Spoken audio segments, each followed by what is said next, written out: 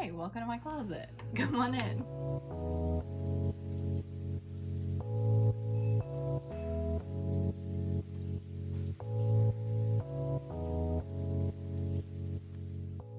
Alright, this is my full closet tour. I will show you all the way around, talk you through a little bit of it.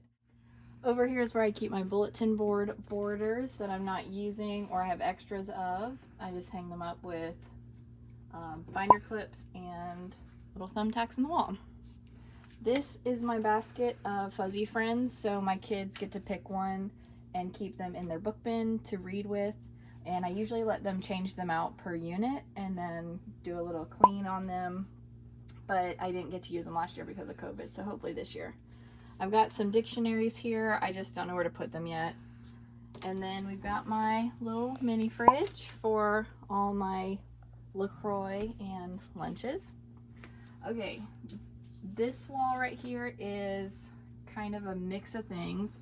At the top I've got learning games. Actually, let's go all the way to the top. The top I've got extra boxes of tissues basically all across this top shelf.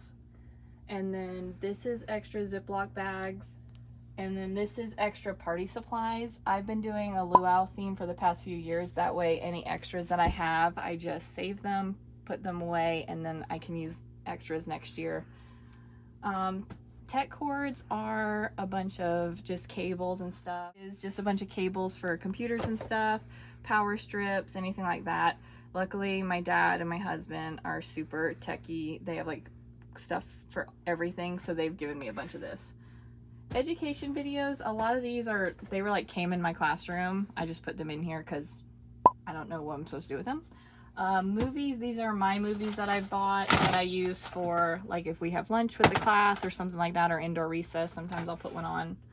Orton Gillingham supplies. If you teach Orton Gillingham phonics, you know there's a ton of supplies. This is not the only place I have Orton Gillingham supplies, but lots of those.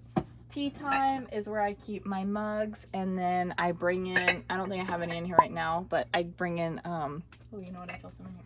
My tea bags, yeah.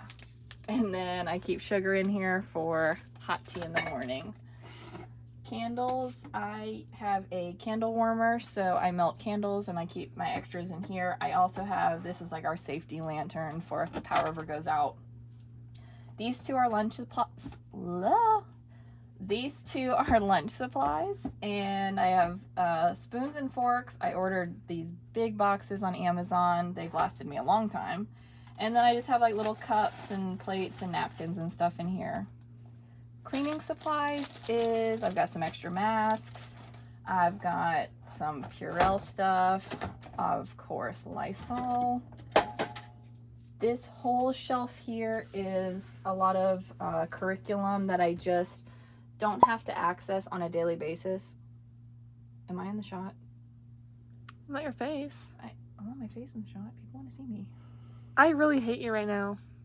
You're kind of like the worst person. Okay, here we go. This is kind of the curriculum stuff that I may not use every single day, but I need to access it quickly and easily. So I've got some read aloud books that go with our curriculum that I have to pull out for certain units. It's basically organized by reading.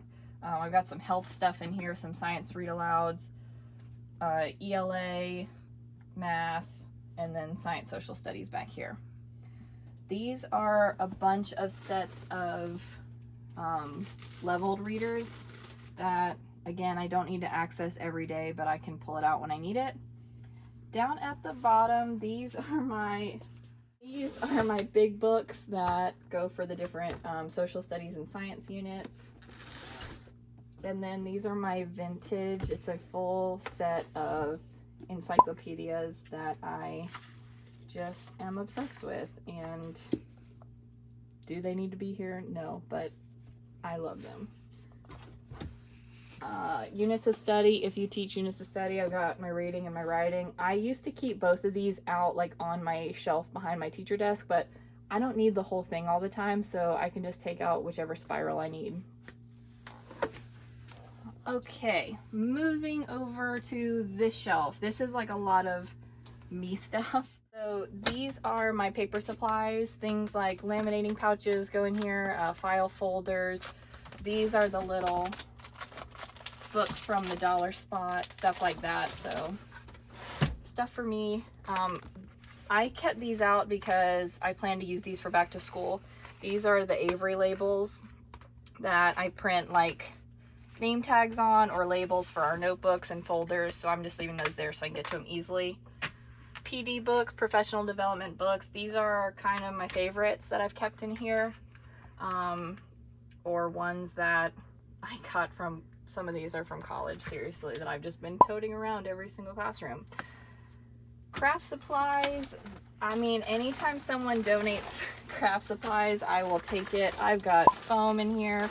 I've got little cotton balls in here, colored cotton balls. I've got marbles, or these little things that I've used for, I actually use those for science experiments sometimes. String, any of that kind of stuff goes in here, and it is full, but it doesn't seem organized, but everything's basically in Ziploc bags in here. Same thing with this. This is busting out, but this is room decor that maybe I made at some point and haven't been using, like all these letters that I literally hand cut out. I'm definitely not tossing, so I just keep them in here, and then if I'm looking for something, I can go through and see what I have and see if it's something I already made. All right, down here are my teacher books. These are the books that I like to teach with, so I don't want them out in my library, because I really like when we read a book and it's like the first time a lot of the kids have read it, so I try not to let them read these books because I want it to be special when we read it together. Math tools, just things like clocks and stuff like that, little money manipulatives, that kind of stuff. That a lot of this is just like extra, like I already have money manipulatives out, so I don't really need these right now. Seasonal books go all the way across here, so we start with back to school, go to September, October, November, December, January, February, March, April, May. I have them organized by month, and what I did was I just took, let me see if I can find, I know lots of October books. Okay, I just took these little dividers and I found them with, someone had left them in a classroom somewhere and they had already labeled them with A through Z, so I just took out the letters for the months that I needed, and that's what I used to divide up the seasonal books. Miscellaneous supplies is probably my most used. This is where I keep like all of my things that I need all the time. So I've got Velcro dots in here. That's where I keep my Target dollar spot labels. I have a bag of like magnets. This is stuff I use to hang things from the ceiling. I've got fishing line and my little twine. So this is just all kind of like my important stuff, and like I said, probably my most used bucket. Listening center, I have never successfully implemented this yet. I try every single year, but I've had over the years people donate books on tape or books on CD, or I've bought some with Scholastic points. So I have lots of books with the matching CDs or tapes, and my goal is to have a nice listening center set up that could be, you know, just a different way for kids to access books, but we'll keep trying. Tech supplies, this is like my DVD player that I bought. I always keep boxes of light bulbs. If you use lamps, you definitely want to keep boxes of light bulbs around. And then just, batteries, stuff like that. Kind of techie stuff, but games, this is for indoor recess. I can just pull this out. I do have a bucket, like a tote of indoor recess stuff, but I can kind of switch things out between my tote and this basket, and then this basket's really easy to pull out. All right, this is the cart I just did. I have to access this basket 3 times a year, and it takes me weeks to get through all my kids, have them all complete this reading assessment with me. So having this on a cart that I can kind of wheel around, I think is going to be really helpful. These right here are these little 3-drawer shelves I got from Walmart. These are actually really sturdy. I'm impressed with these. we get these little social studies weekly readers, and anytime I have extra copies of them or ones that we didn't get to, I just kind of stack them in here.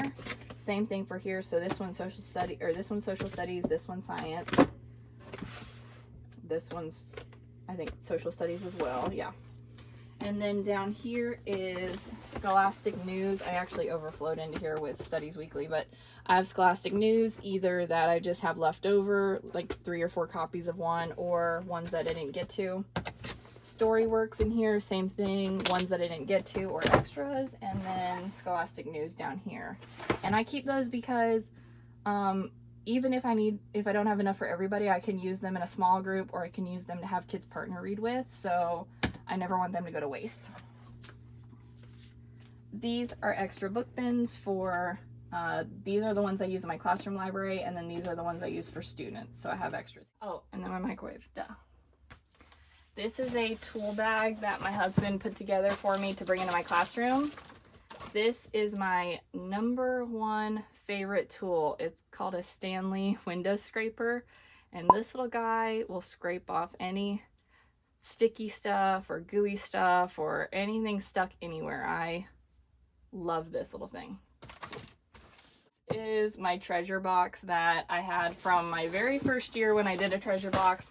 I don't do treasure box anymore, but my mom always ends up giving me like random little things, and I just keep putting them in here because, you know what, maybe one day we'll pull out the treasure box and go to town, but for now, kind of just stays in here. All right.